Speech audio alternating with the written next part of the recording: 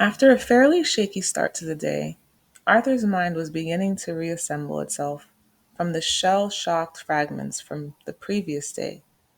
The previous day had left him with. He had found a nutrimatic machine which had provided him with a plastic cup filled with a liquid that was almost, but not quite entirely unlike tea. The way it functioned was very interesting. When the drink button was pressed, it made an instant but highly detailed examination of the subject's taste buds, a spectroscopic analysis of the subject's metabolism, and then sent tiny experimental signals down the neural pathways to the taste centers of the subject's brain to see what was likely to go down well. However, no one knew quite why it did this because it invariably delivered a cupful of liquid that was almost, but not quite, entirely unlike tea. The Nutrimatic was designed and manufactured by the Sirius Cybernetics Corporation, whose complaints department now covers all the major land masses of the first three planets in the Sirius Tau star system. Arthur drank the liquid and found it reviving. He glanced up at the screens again and watched a few more hundred miles of barren grayness slide past. It suddenly occurred to him to ask a question which had been bothering him. Is it safe? He said. Margrathia has been dead for 5 million years, said Zaphod. Of course it's safe. Even the ghosts will have settled down and raised families by now. At which point a strange and inexplicable sound thrilled suddenly through the bridge. A noise as of a distant fanfare, a hollow, reedy, insubstantial sound. It preceded a voice that was equally hollow, reedy, and insubstantial. The voice said, "Greetings to you." Someone from the dead planet was talking to them. "Computer!" shouted Zaphod. "Hi there! What the photon is this?" "Oh, just some 5 million-year-old tape that's being broadcast at us." "A what? A recording?" "Shush," said Ford. "It's carrying on." The voice was old, courteous, almost charming, but was underscored with quite unmistakable menace. "This is a recorded announcement," it said, "as I'm afraid we're all out at the moment. The Commercial Council of Margrathia thanks you for your esteemed visit." "A voice from ancient Margrathia," shouted Zaphoid. Okay, said Ford. But regrets," continued the voice, "that the entire planet is temporarily closed for business. Thank you. If you would care to leave your name and the address of a planet where you can be contacted, kindly speak when you hear the tone." A short buzz followed, then silence. "They want to get rid of us," said Trillian nervously. "What do we do?" "It's just a recording," said Zaphod. "We keep going. Got that, computer?" "I got it," said the computer, and gave the ship an extra kick of speed. They waited. After a second or so came the fanfare once again, and then the voice. "We would like to assure you that as soon as our business is resumed, announcements will be made in all fashionable magazines and color supplements, when our clients will once again be able to select from all that's best in contemporary geography." The menace in the voice took on a sharper edge. "Meanwhile, we thank our clients for their kind interest and would like them to leave. Now." Arthur looked round the nervous faces of his companions. "Well, I suppose we'd better be going then, hadn't we?" he suggested. "Shh," said Zaphod. "There's absolutely nothing to be worried about." "Then why is everyone so tense?" "They're just interested," shouted Zaphod. "Computer, start a descent into the atmosphere and prepare for landing." This time the fanfare was quite perfunctory, the voice now distinctly cold.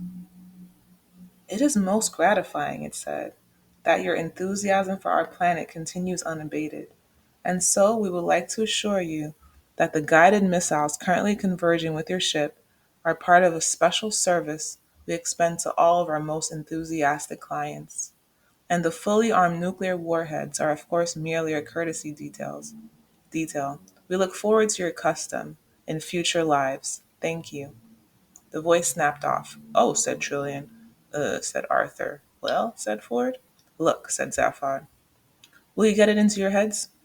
That's just a recorded message. It's millions of years old. It doesn't apply to us. Get it? What? Said Trillian quietly. About the missiles. Missiles? Don't make me laugh. Ford tapped Zaphod on the shoulder and pointed at the rear screen.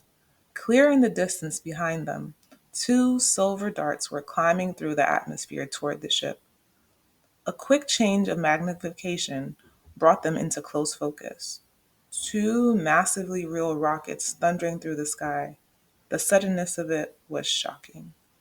I think they're going to have a very good try at applying to us, said Ford. Zaphod stared at them in astonishment. Hey, this is terrific, he said. Someone down there is trying to kill us. Terrific, said Arthur. But don't you see what this means? Yes, we're going to die. Yes, but apart from that, it means we must be onto something. How soon can we get off it? Second by second, the image of the missiles on the screen grew larger. They had swung around now, onto a direct homing course, so that all that could be seen of them now was the warheads, head on. As a matter of interest, said Trillian, what are we going to do? Just keep cool, said Zaphod. Is that all? Shouted Arthur.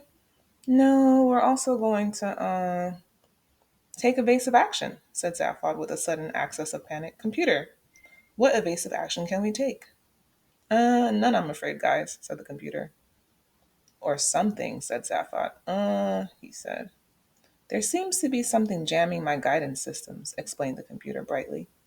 Impact minus 45 seconds. Please call me Eddie if it will help you to relax. Zaphod tried to run several equally decisive directions simultaneously. Right, he said. We've got to get manual control of this ship. Can you fly her? Asked Ford pleasantly. No, can you? No. Trillian, can you? No. Fine, said Zaphod, relaxing. We'll do it together. I can't either, said Arthur, who felt it was time he began to assert himself. I'd guessed that, said Zaphod. Okay, computer, I want full manual control now. You've got it, said the computer. Several large desk panels slid open, and banks of control consoles sprang up out of them, showering the crew with bits of expanded polyester packaging and balls of rolled up cellophane. These controls had never been used before. Zaphod stared at them wildly. Okay, Ford, he said. Full retro thrust and 10 degrees starboard, or something. Good luck, guys, chirped the computer. Impact minus 30 seconds. Ford leapt to the controls. Only a few of them made any immediate sense to him, so he pulled those. The ship shook and screamed as its guidance rocket jet tried to push it every which way simultaneously. He released half of them, and the ship spun around in a tight arc and headed back the way it had come, straight towards the oncoming missiles. Air cushions ballooned out of the walls in an instant as everyone was thrown against them. For a few seconds, the inertial forces had them flattened and squirming for breath, unable to move. Sappho struggled and pushed in manic desperation, and finally managed a savage kick at a small lever that formed part of the guidance system. The lever snapped off. The ship twisted sharply and rocketed upwards. The crew were hurled violently back across the cabin. Ford's copy of the Hitchhiker's Guide to the Galaxy smashed into another section of the control console, with the combined results that the guide started to explain to anyone who cared to listen about the best ways of smuggling Antarian parakeet glands out of Antares. An Antarian parakeet gland, stuck on a small stick, is a revolting but much sought after cocktail delicacy, and very large sums of money are often paid for them by very rich idiots who want to impress other very rich idiots. And the ship suddenly dropped out of the sky like a stone. It was, of course, more or less at this moment that one of the crew sustained a nasty bruise to the upper arm. This should be emphasized because, as has already been revealed, they escaped otherwise completely unharmed, and the deadly nuclear missiles do not eventually hit the ship. The safety of the crew is absolutely assured. Impact minus 20 seconds, guys, said the computer. Then turn the bloody engines back on, bawled Zaphod. Oh, sure thing, guys, said the computer. With a subtle roar, the engines cut back in. The ship smoothly flattened out of its dive and headed back toward the missiles again. The computer started to sing. When you walk through the storm, it whined nasally. Hold your head up high. Safad screamed at it to shut up, but his voice was lost in the din of what quite naturally assumed was approaching destruction. And don't be afraid of the dark, Eddie wailed. The ship, in flattening out, had in fact flattened out upside down and lying on the ceiling as they were it was now totally impossible for any of the crew to reach the guidance systems. At the end of the storm, Eddie crooned. The two missiles loomed massively on the screens as they thundered toward the ship. It's a golden sky, but by an extraordinarily lucky chance, they had not yet fully corrected their flight paths to that of the erratically weaving ship, and they passed right under it. And the sweet silver song of the lark. Revised impact time 15 seconds, fellas. Walk on through the wind. The missiles banked round in a screeching arc and plunged back into pursuit. This is it, said Arthur, watching them. We are now quite definitely going to die, aren't we? I wish you'd stop saying that, shouted Ford. Well, we are, aren't we? Yes. Walk on through the rain, sang Eddie. A thought struck Arthur. He struggled to his feet. Why doesn't anyone turn on this improbability drive thing? He said. We could probably reach that. What are you, crazy? Said Zaphod. Without proper programming, anything could happen. Does that matter at this age? Shouted Arthur. Though your dreams be tossed and blown, sang Eddie. Arthur scrambled up to one of the excitingly chunky pieces of molded contouring where the curve of the wall met the ceiling. Walk on, with hope in your heart. Does anyone know why Arthur can't turn on the improbability drive? Shouted Trillian. And you'll never walk alone. Impact minus 5 seconds. It's been great knowing you guys. God bless. You'll never walk alone. I said, yelled Trillian, does anyone know?